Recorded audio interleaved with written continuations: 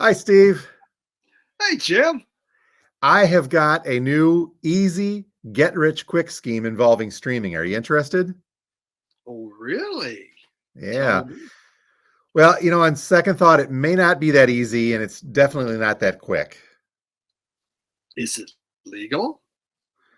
Well, apparently not.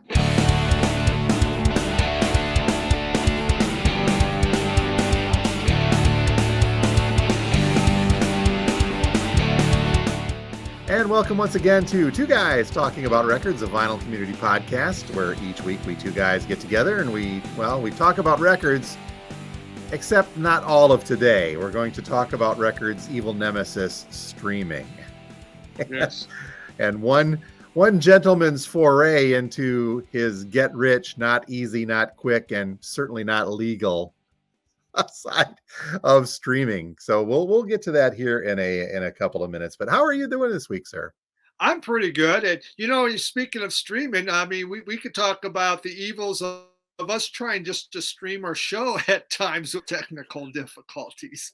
If you folks notice, and we're as a broadcaster, you're not supposed to draw attention to the things like this, the technical difficulties. But I think it behooves us to say, dear viewers, if you're seeing some freezing today, we're having some troubles, and I don't know what that is. I think it's my computer. I think it's my connection. I know it's my microphone. So let's just ride with it and do what we can, man. You bet. Yeah. All right. Every week here on the podcast, you folks know that we like to brag a little bit about our pickups, the additions to the collection. And this week is no different. So did you have a decent week picking up some goodies? It wasn't too bad. Actually, kind of a normal one. I'll start off. This just came out. I don't even know why I bought it, quite honestly. I zero idea.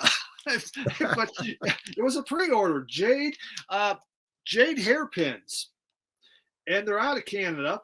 It is I don't know. I don't know what the hell they are. Get me the good stuff. Get me the good stuff is the name of the album. Kind of some punky type guitars, little Bob Mould kind of hard guitars, Okay. good harmonies, and lots of fruit on the front. And yeah, lot of food there. And I have no idea why. I don't know if I had a drink or something and then hit Amazon or what the deal was, but I'd seen my pre-order before and I go, why did I pre-order that? I don't know. It's not bad. I don't mind That's this good. at all. I'm spending a few more times. Probably talk about it next Sunday as I try to uncover the mystery of what caused me to buy it. These two guys here, they're in a Canadian group called Fucked Up. So this Jade Hairpins is a little easier, nicer thing to say. Maybe so they get more people to buy their albums. There you go. All right, I got that. Maybe you had too hot of a pepper with dinner. Yes. I had this. I got this. It's a Tone Poet. It dropped all the way down, I think like to $24, $25. Duke Ellington, but he's with Max Roach and Charlie Mingus. It's just a trio. Quite good. Very good.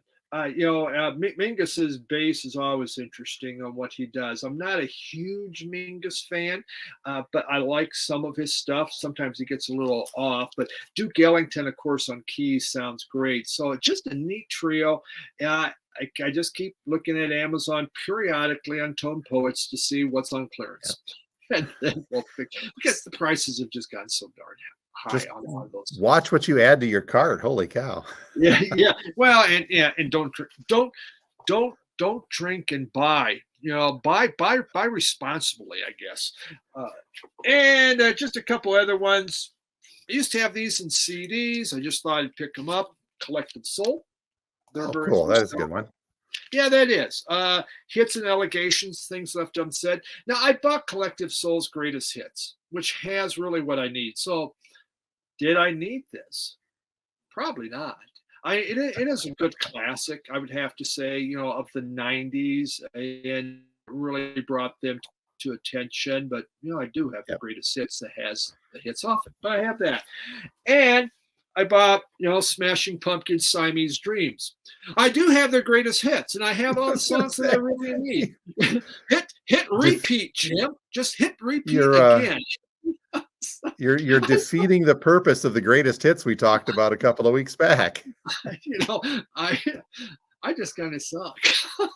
Well, that is a good one. Also, I own that. I own a bunch of the other Smashing Pumpkin stuff too, and I have the greatest hits. So maybe we'll amend our belief on greatest hits and say, well, maybe sometimes you just want to play the greatest hits and still have the albums. How's I guess that's it. wow? I have no idea. I must have. Hey, I have some extra money. What should I do? I'll just buy a couple more albums. That I don't need. One Smashing Pumpkins will take all of that out for you. Yeah, you're no kidding. Well, what about you, Jim? Did you buy something that you have greatest hits on? I did not. I've got some Oh, interesting stuff today, some all cool right. stuff. First up, this is a group, a Michigan group called Banana Convention, the Banana Convention, and these guys have been around for many years. And this is a new album they got together. They, I guess, reunited, so to speak. It's called On the Run from Banana Convention, and these guys are just a solid rock group, and they're from the Mid-Michigan area originally, Saginaw and Bay City. In fact, the bass guitarist on here was a former student of mine from way back. That's how I know them, and I've been following them. They did a GoFundMe project earlier this year, late last year, to get this album pressed. I only pressed a few hundred of them, so I got in on that early and got my copy of it. Just very cool stuff. Nothing special about the vinyl itself, but just good, solid indie rock on these guys. And I believe I should be able to get a sound sample of them on our playlist. If not, I'll put up a link somewhere to this as well. But yeah, it's one of those Michigan groups that I dig. A Michigan album added to my collection, and a little bit of a local. I know the guys in there. One of the guys in there. So I'm not going to talk about the cover in my first thought. So we're not going there. Okay. it's a cool cover, Steve. Right off the bat, come on, it's the Banana Convention. Boy, okay. We talk about covers drawing you in, correct?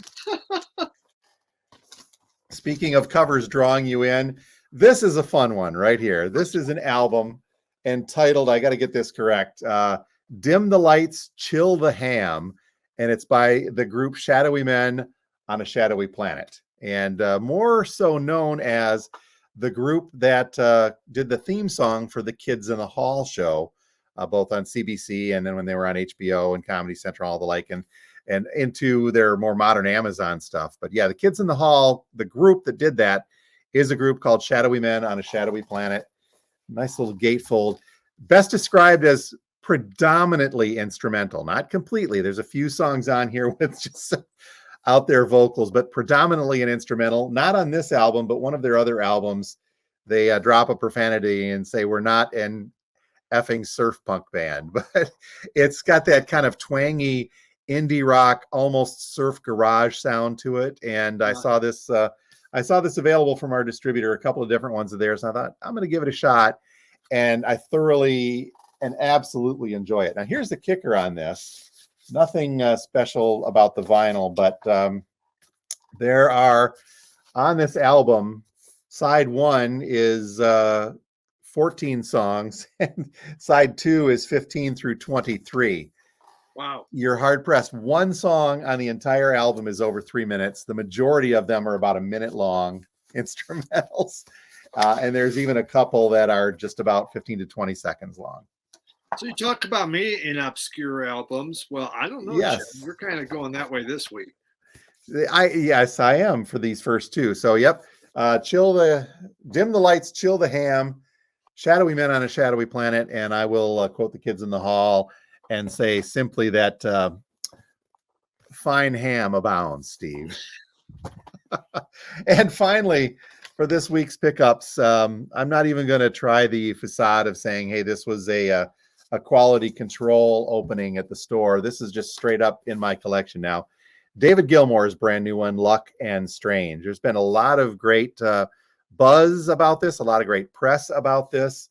And I can personally now attest, I waited a week after the release because I had I was shorted on the number of copies.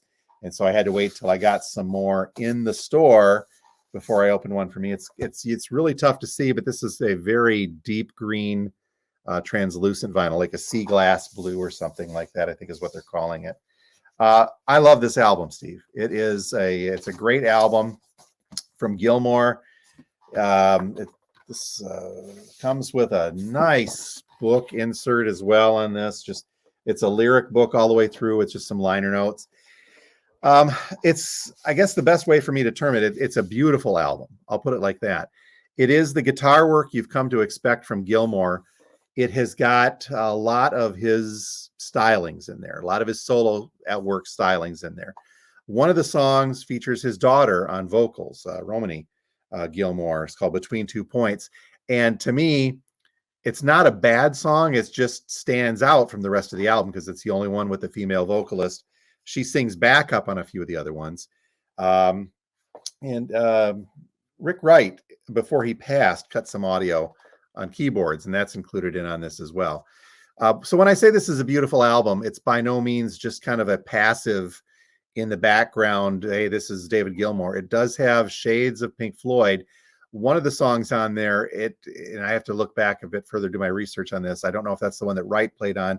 It has got some, well, I'll best say echoes of Echoes. It reminds me of Echoes in through there. And then there's others that you could most definitely pick up on Gilmour's later Floyd in through here. Things like Endless River and to some extent Momentary Lapse of Reason. You feel that coming through here. And then there's even a couple of songs where it's just almost got a classical orchestral feel to it. So it's an interesting album all the way around. I've given it 3 or 4 good listens and a couple of just passives while I was running around in the background here. But I do absolutely tremendously enjoy this record. It's a great addition to the Floyd-ish family collection, that brand new one from Gilmour. And we've been selling a lot of them too. Yeah, I never ordered that one from you, huh? No, that's hey, give it a listen online or listen for. This is a great segue. Every week we'll put up a Spotify playlist, and it'll be linked in the description on our YouTube channel and on the description on the Spotify episode. That Spotify playlist will include sound bites of as many of these artists and these albums that we can find. I don't think it's going to be a problem finding the Gilmour. I don't know about the Banana Convention for me and the the Shadowy Men, but we'll see what we can do and we'll get them in there. So look for that playlist all the time so you can listen in a little bit on some of the songs that we're touting. And you get a chance, Steve, to listen to that Gilmour. I absolutely think you'll enjoy it. I've streamed some of it online. I was kind of listening to a little bit, trying to decide what I want. And it did sound pretty good. I did like it, and I was just kind of wondering if he had AI help him or anything with it. I don't know. I mean, that's a tough call. Obviously, things are going to produce, and this is a very well produced album. I mean, it sounds good. It sounds great on vinyl. The one thing I did find with it feels like one of those old Floyd experiences where, yeah, you can stream 1 or 2 songs, but if you stream the one with his daughter, you're not getting, I think, an accurate draw of what this album is. Furthermore, in connection with the older Floyd, this is almost one that needs to be taken in as a whole, and streaming individual pieces, I think, does it a bit of a disservice. It's not by any means a concept album. I don't believe it is, but it just feels better taken in as a whole. And the vinyl experience on it, I think, is much nicer and richer than any streaming could do justice to. Okay. So wow, did I just do an album review? Well, yes, you did do an album review, and it was quite good, and you just may have sold me. Oh, man. Okay, well, we'll talk afterwards. All right. Hey, we're going to talk more about streaming. Before I get to the subject at hand, we may have to start a new segment on the podcast of interesting things Jim finds in record collections that come into the store. It's not weird. Well, it's weird, but still, it's very cool. I found a brochure, and I'll have to zoom in here for a second. This is a brochure for the evening classes at the South Dakota School of Mines and Technology, second semester 1961 through 1962. Oh, wow. And it goes through to list, it's got some course descriptions. I used to work higher ed, so this is not completely foreign to me, but Yeah, it's interesting looking at the classes that one would take in the early 60s to get a degree from the School of Mines and Technology in South Dakota. So, and furthermore, just to point out here, cost for the courses are $13.50 per credit hour. Yeah, Jim, I think what I need to do is, I got a lot of different things. I just need to start loading up my albums with different stuff. Oh yeah, just put them in I there, and then years from now, people are going to be like, "Oh, what is this? The kids are just going to toss it away. I might as well put it in there, and it becomes like a relic, and then someone else will have that, and will live on going, "Who is this guy?" Yeah. And maybe this would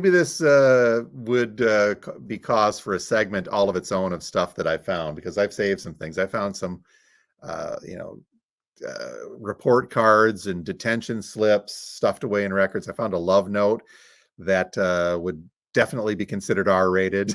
I So, I I do. Yeah, I do put my sometimes my receipts in there. I just thought, everyone ever buys it again. That's how much you paid for that? Interesting. yeah, there we go. Well, you know what you could do to afford more records? You mentioned your budget here, which you can get a lot more. What if I could tell you that there would be a way that you could earn millions of dollars, Steve, millions of dollars by exploiting a little bit of a quirk in the big streaming services? Oh, but you know what? It's not easy. It's not quick. And apparently now it is not legal at all. It sounds perfect. Instead of politics, I'll just we'll do this. Yes, I'm in, Jim. I'm You're in. in. Tell me Well, more. in case you missed this, this was a story from, oh, I think earlier midweek or late last week that popped about this gentleman from North Carolina. Let me call him up here. And North Carolina musician. He's a musician. This is from the United States Attorney's Office, Southern District of New York, who brought these charges. North Carolina musician has been charged with music streaming fraud aided by artificial intelligence. Now, when I first saw this, you get through the headline and you're like, okay, yeah, this is interesting. But then I started reading further and I was like, holy crap, this dude played the system and he almost got away with it. Um, I don't remember his name. I don't know if that's important to call this in. Michael Smith was his name, musician in North Carolina. There he is. He got away with about $10 million over the course of probably 8 years in streaming service fraud. Now, it took me a while to really dig into exactly how he pulled this off, but here's the long and the short of this, Steve. What this guy did, he was a musician, and he would take artificial intelligence over the course of the past several years. We've talked about this and how much it has improved, really. Mhm. He used AI to help him create music. Although he is a musician in his right, he would create hundreds, if not thousands, of AI songs and then upload them to the various streaming services. Okay. I'm not seeing a problem there. Artists do that all the time, right? It's what makes the streaming services go. But here's where it starts to get a little tricky. He then began to create multiple, and by multiple, I mean thousands of accounts using thousands of different email addresses for these streaming services, aided by bots in some cases, and by humans that he actually hired in other cases to go and begin playing these thousands of songs that he created and uploaded to the services. The end result was him pulling in well over $1 million a year for the past several years in profits from these streaming services. This blew my mind. Yeah. It blew my mind. I had read that. So with these bots that he was using, he was averaging 661,000 hits a day on his music. Now, the streaming services pays him a half penny per hit. So 661,000, which comes to $3,307 a day, and averages to 1.2 million a year, just by using technology, them damn bots. I mean, give the guy some credit for thinking outside the box. Well, and he was careful enough too, not to, in order to try to escape suspicion, he would use these bots associated with his multiple different email addresses to hit different songs. Because if you upload one song to Spotify and then you use thousands and thousands of bots to play that one song, somebody at the streaming services are going to go, "What's up with that?"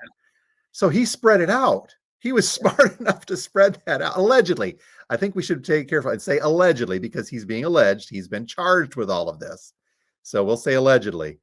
But smart enough to spread that around Yeah. to not erase suspicion. Now, one thing that I have not quite gotten out of here is how he got caught. What led them to the arrest? Obviously, there were some triggers from somewhere within these streaming systems that raised some some red flags. Maybe it was the giant checks they were writing to the guy, every couple of months, whatever the case was. But my big question on this, Steve, and I don't know, I'm not a legal person. I'm an old TV reporter guy who's turned into a record store dude now, with a cursory knowledge of law. I've sat through several court cases in my time as a reporter, not as a defendant, mind you, as a reporter. So I got to observe a lot of legal proceedings.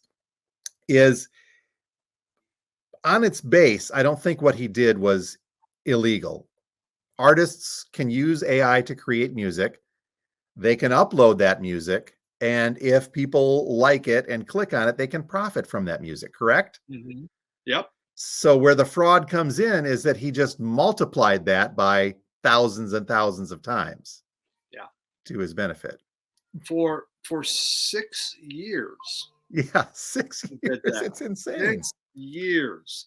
And yeah, right now I read there's like over 7,000 AI tools that you can use for songwriting and coming up with this stuff. And so, as a musician, obviously he must have been having writer's block or something, but I mean, it's quick and easy. We'll just make up this whole thing, but then understanding how that worked and getting with the right kind of people that are willing to do things. Obviously, some people to come up with all these bots, I mean, that wasn't on his own. He said it took hours and hours to do it, which he was doing in his house. So, he's working from home to get this to happen. And all right, so let's go back to this article just for a second, because there's one other thing that I think is important out of this. This is the first criminal case involving artificially inflated music streaming that the government has brought against someone. And the U.S. Attorney, Damian Williams, says that, as alleged, Michael Smith fraudulently streamed songs that he created with artificial intelligence billions of times in order to steal royalties. Now, okay, they're saying steal royalties there. Through his brazen fraud scheme, Smith stole millions in royalties that should have been paid to musicians, songwriters, and other rights holders whose songs were legitimately streamed. So today, thanks to the work of the FBI, career prosecutors, it's time for Smith to face the music. So I'm glad that the government fit that pun in there. Yeah. But the idea that he was stealing royalties from I read some accounts by saying that the system that these streamers have in place is not one that just pays outright. It's a share. So if something is streaming more than something else, obviously it gets a bigger share of the money that comes in, because the money that's coming in is from subscribers. I was wondering how that worked, because, the thing is, he's making these off AI, so I guess those are his and he can use them, but it's a shared system. So that's how it worked. So when those other artists then make money off of his AI songs too, then, but yeah. Well, I guess it comes down to saying, okay, let's say X streaming service brings in X amount per month. They divvy that amount up by whoever's got the most streams gets the most of that. So by him crowding out those other artists, he essentially stole from them in this case. Yeah. And artists don't make a ton as it is from that. But yeah, I think what's interesting here too, though, that by him allegedly creating these thousands of songs, they technically are his copywritten material. As my understanding is, the rules under AI, yes, AI is there, but the person that directs or utilizes AI to create them can own that copyright. I went through something somewhat similar to this, and I'm just saying somewhat. At our store, I do Friday vinyl drop videos. Lots of stores do flip videos, right? And when they put new stuff out. Here at Radio Wasteland, I put out a video every Friday because my older television and editing and production background determines me to do this, or it makes me do this. I put music. I put some pre-production into mine. So there's always a music bed behind my flip videos, and I strive to make sure that that's within the confines of YouTube's copyright laws. Nowadays, I just use the music that YouTube. I'm giving some behind the scenes here, but YouTube allows creators channels. You probably see this as well. Access to a music library that's either shared. You share the royalties, or it's free and clear copyright material that you use on your own. Have you ever used that? Yeah, I when I do, I use their samples that don't cost me anything or Yep. whatever in their music library. Yeah. That's what I do now. But prior to that, there's an application within the Apple system. It's called GarageBand now. I used to know it as Soundtrack when it was in a video editing suite, but it is a sample-based music creation system, meaning that you have different samples of drums, guitars, horns, whatever the case, and then you assemble them yourself using the program. So I could lay out a drum beat, I could mix in guitar, and I've got a rudimentary musical knowledge going back to my high school era. So I was able to assemble these. And so what I used to do for our drop videos was create GarageBand music beds for them.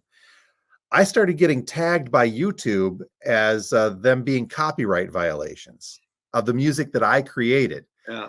And I fought them, and I finally just stopped using because it was more trouble to fight YouTube for those, saying that this is my creation. So what happened was, and I'm not equating this to what Mr. Smith is alleged to have done with the streaming, but in those a few years ago, using GarageBand or other Beats type creation systems, people would then create their own music and then upload it somewhere claiming copyright on it. So had I not been paying attention, some schmo who created something similar using the same samples that I did in GarageBand can claim that is their copyright, even though I created my own that just sounds a little bit like them.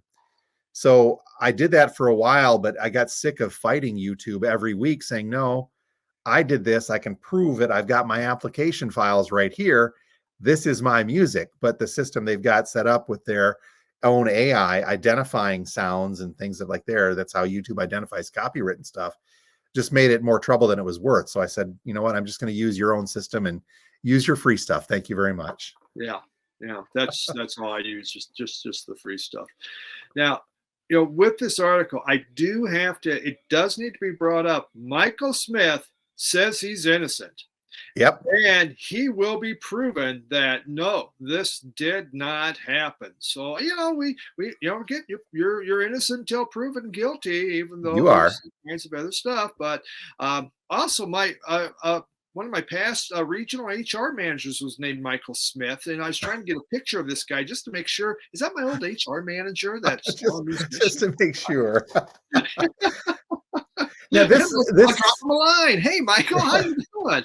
How you guys doing? You need some help? Or Yeah. I think that this is a case that will prove worth watching, because as we kind of hinted earlier, had he not abused it to the billion X times he had abused it to, what he's done is not technically illegal. You're creating your own music, you're uploading your own music, and you are profiting off of said music. And I think where the problem comes in is that he is alleged to have used those bots to play it more often. Yeah. That's where the fraud comes in. It's not in the creation of and the uploading. There's nothing stopping me other than time constraints, talent, and just general sense. There's nothing stopping me from creating thousands of AI songs and uploading them if I want to. I can do it. And you kind of wonder, even if record companies, and if it deals with, if the amount of hits in that, who says that's not happening? I know that's a conspiracy. That's a conspiracy kind of theory, but someone could easily start doing that. Again, at a record company, we got to push this. have these created bots go up there, and because we get those everywhere, all over the place. It's not just related to music too. Any Yeah, number of YouTube videos or Facebook posts nowadays are created by AI, and some of them you can tell, some of them you can't, and those are the dangerous ones where you can't. But again, is it not is it, but obviously it is illegal, but at what level does that hit the fraud amount? And that's the billions, obviously, or the thousands of bots that you use to artificially inflate your playback numbers. That's where the fraud comes in, as yeah. alleged in this case. Definitely, because that's money you truly did not earn.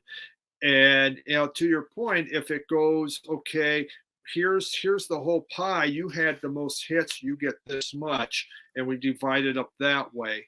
It makes a difference. Yeah.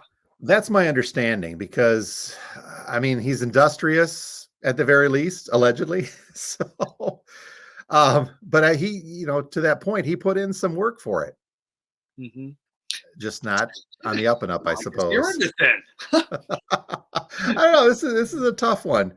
This is a tough one. So, but I think if anything else, too, Steve, it has exposed, I think, a flaw that is obviously and not easily, but obviously exploitable in the streaming service industry.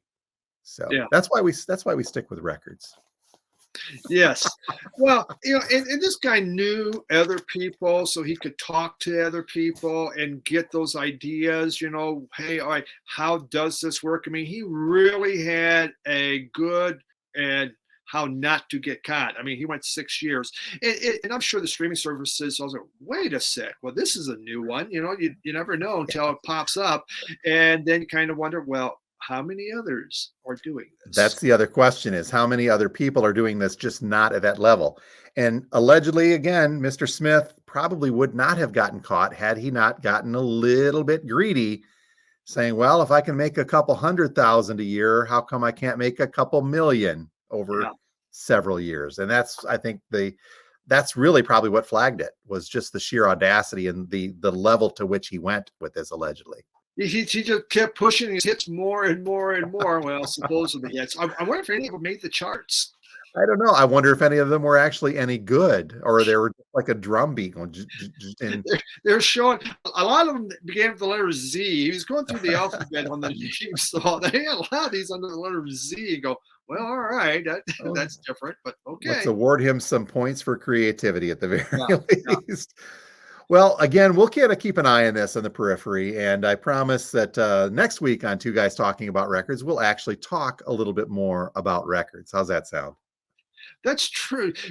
Someone did put in a comment. You guys only talk about LPs. They go, well, that's all we know. Well, there you have it, Peter. If you're listening, we just talked about something besides albums. Darn it. You used a very colorful term to describe us as well.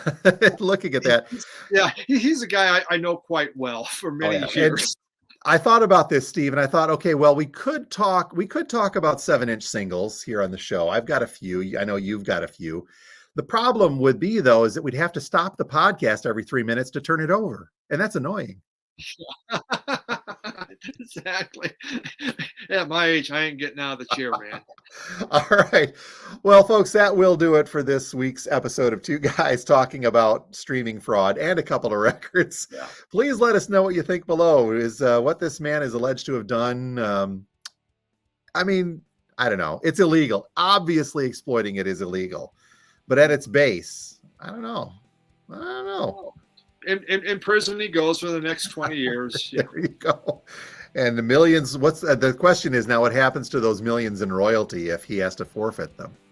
It goes back to the streaming service, says, well, we'd already paid these out, so let's put this toward the bottom line.